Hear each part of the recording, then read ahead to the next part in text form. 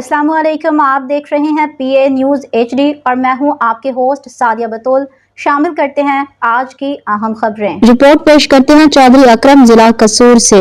पाकिस्तान में स्मोग के ज़राअत पर असरात और मुमकिना हल। टेक्नोलॉजी के मौसर इस्तेमाल के बगैर स्मोग पर काबू पाना मुमकिन नहीं।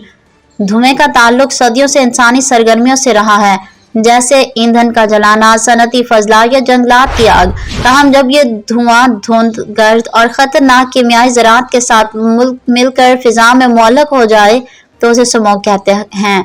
स्मोग एक जहरीला मुरक्कब होता है जो नज़र की हद को कम करता है और इंसानी सेहत, माहौलियाती तवाज़ुन और मईशत पर संगीन असरात डालता है।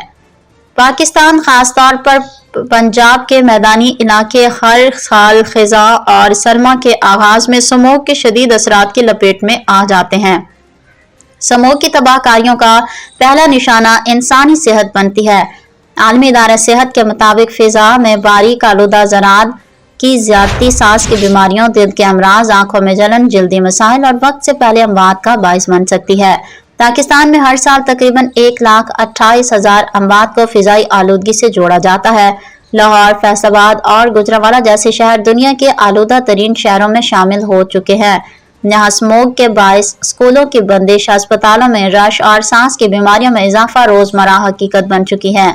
ज़राअत स्मोग के असरात भी निहायत अहम और तशवीशनाक हैं, लेकिन उन्हें अक्सर नज़रअंदाज कर दिया जाता है। सूरज की रोशनी की कमी के बायस फसलों में फोटोसिंथेसिस का अमल सुस्त पड़ जाता है, जो कि पौधों की नशोनुमा के लिए बुनियादी हयातियाती अमल है। खास तौर पर गंदम, सब्जियां, चारा और ऑयल सीड्स जैसी फसलें इससे बराह रास्त मुतासिर होती हैं। न्यूज़ स्टूडियो से अब तक के लिए इतना ही। मज़ीद खबरों और अपडेट्स के लिए देखते रहिए PA न्यूज़ HD।